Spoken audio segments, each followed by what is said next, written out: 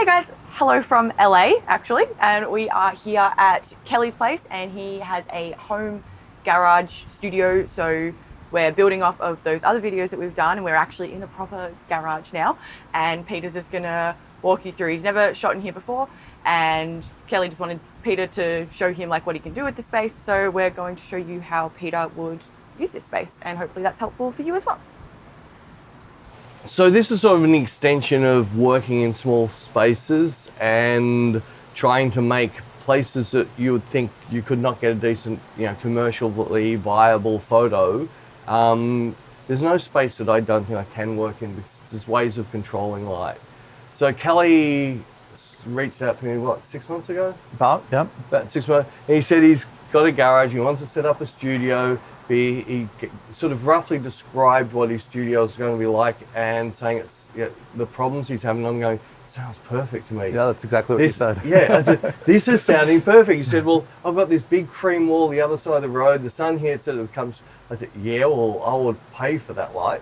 Where I'm going to work with number one, the small space we have, which is a little garage, it's got to be a portable studio because he has to share it with somebody else. And show what I've never shot in here before. We're just going to use one little Profoto, an Octa, and I'll use some natural light, and I'll just do pretty much, I might even bare bulb this to do some bouncing off some stuff similar to one of the other tutorials we've done. Let's show you the beautiful light that you've already got. Okay. So I'm not going to shoot with I'm going to shoot with just the natural light to start with. I am going to grab our lost Australian that we found in LA. So the very first thing I'm going to do before I even lift up a camera, I'm going to find the light. So if we get Maddie to go back a bit further, that's a horrible light. So the problem with this light is you'll see that we've created an up shadow. You'll see we've given her a mustache. All right, that's any time. So when her chin's up, we're getting this shadowing, bagging, we're getting a mustache. Once she drops her chin, watch, it all fixes. So it's and if I look into her eyes, we can look at the catch light, we can see where the light's coming from. The light's coming from a little bit low, the power of the light. So I want to get some higher light hitting her. So the further we go back, the lower that light is going to come into us. As we go forward, we're going to slowly open this light out. Interesting. Just really slowly, Maddie, come out, and I'm just going to watch every single step till I can find a light so she can be at her head height. You can see that big change of light there now. That's getting better. It's going to start opening up. Look at that difference. Go back one step, right? That's okay, but come out a little bit further. We'll get that to pop up that there, and a fraction more, touch more. Yeah, there's still some better light coming yet. There, that's beautiful light. See, now she can have her head up or down, and we haven't got any of the mustache or anything. If we want to really pop her out on this, my gut feeling is we don't want a grey background. I'm going to stick a black background just directly behind her. All right, just because this will really pop out her skin. So how long have you been here? This place, about 6 years. Have you done many shoots in here yet? No, I've right. done like less than 5. Less than 5, but you've never seen this light before, have you? No. I usually have them, of the 3 that I've done, I've had them stuck back there, and I'm like, what am I doing? I have no clue. I want to be a little bit higher in ISO, so I don't want to be shallow depth of field. I don't need to. I've got a solid background in here. Just put my exposure warning on, but so I'm just slightly over. But do you like that? This is your first picture? It's amazing. She looks great. All right, so I'm going up to 6.3. Cool. In fact, I can. Yeah, we're just going off on her dress, but I can live with that. Good job. You hate me already, don't you? I'm like, yeah, we got to realize I was almost going to swear, but this is for your, Inspire YouTube. I'm not going to swear. I was going to swear at myself, not at you. Like, I only know what I know because I've been doing it a long time, and I didn't go to school, and I had to learn it my way. Right, so 20, 25 years, and all the time I was shooting fishermen at some of the worst lighting in the world, I had to try and light things with. Out in a boat, I couldn't move anything. I'm sitting out in the ocean in a boat, or we're sitting in a mangrove swamp, with really bad downlight and black mangrove bushes all around. So I had to learn ways, and the only way you learn is do. Yeah. So regardless of whatever gear and everything I got, my skill is just the amount of years you do something and do it a lot, you just do get good. You can't help it. Yeah. If you're going to play piano, you play piano every single day for 4 hours without a teacher, you'll get really good. With the shot I've got now, I'm not loving it because I'm a little bit low. I'm feeling I'm a bit too low below her. I don't want her top in the picture because things like this are very important. So if I come just there, we've taken the top out of the picture, and now we haven't added any feel to the shot. But if I come back to here, oh, it's really pretty. Still going to be a really pretty picture, but we've put a feel in that shot now.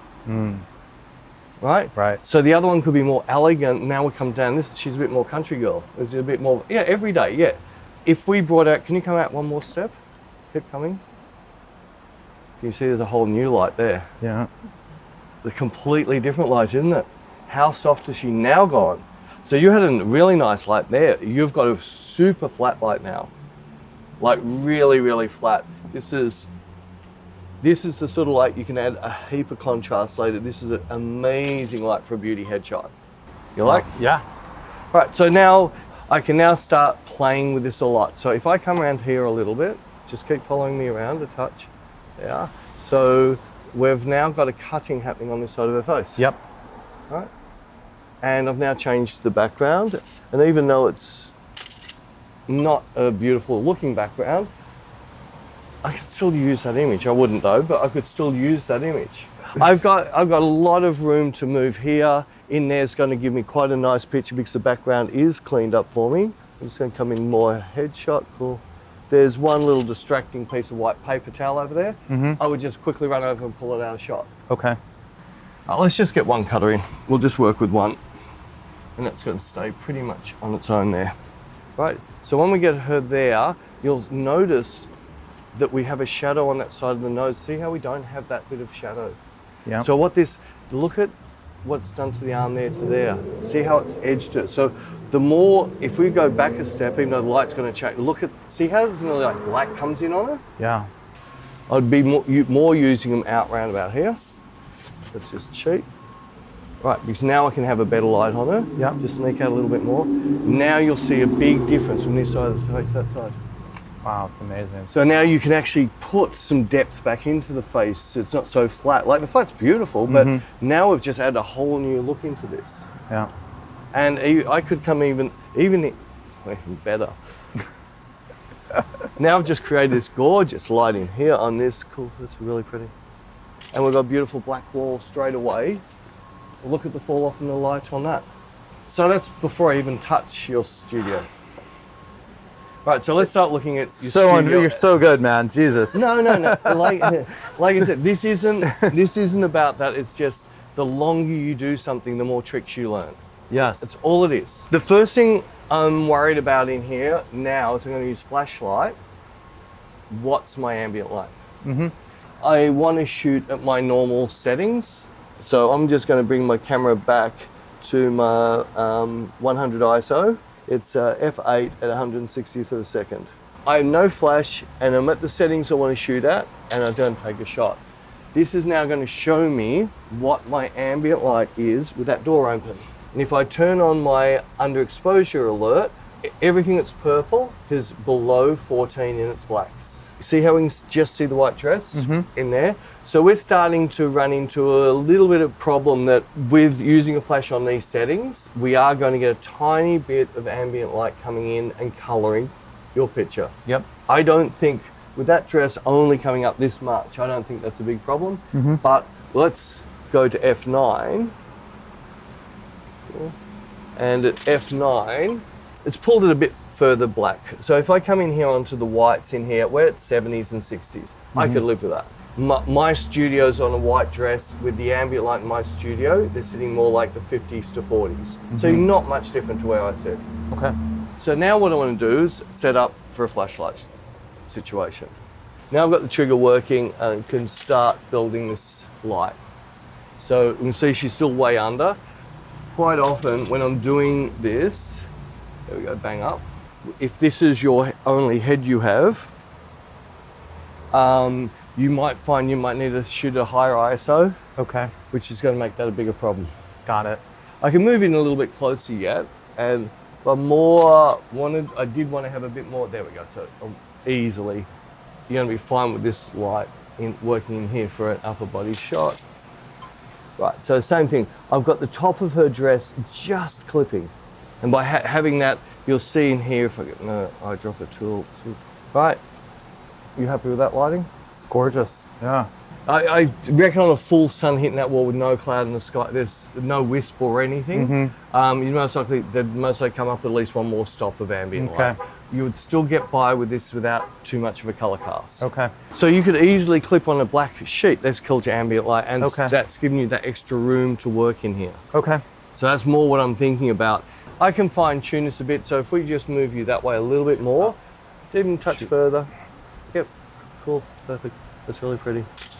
By bringing her across a bit more, all I'm doing is just softening off you'll see that the Rembrandt is much softer now. We've got this beautiful fall off from one side of the face to the other side of the face. It's gorgeous, Jesus. So you can already see your space is fine to work in the studio. But you want to have a lot of flexibility in here. That's when we've got the cutters and things like that. Right? Once I've got my exposure, as long as she is at that distance off the light, the exposure is not going to change. Right? So I can come across here and see what's this light going to look like with a fall off across her face this way, and I'll move round this place. So I've lost a little bit of power there, but just sneak up this way a little bit more, and I'll find the light first, and then I'll throw a background in behind it later. Look how we've got a full fall off one side or the other. We're cooking on her arm, so I just have to feather that light a little bit more. Yeah. Like you've seen how I've worked on the workshops. Yep.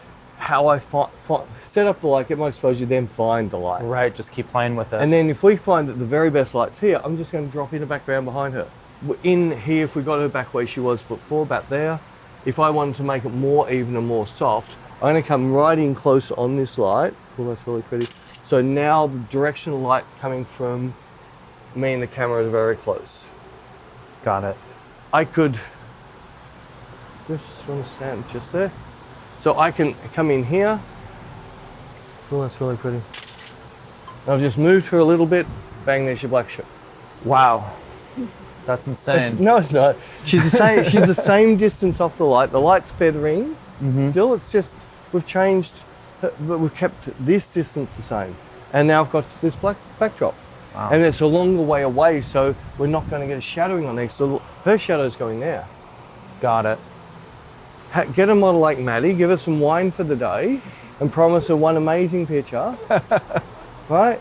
And just play all day. Don't even have any pressure on that you have to create a usable picture.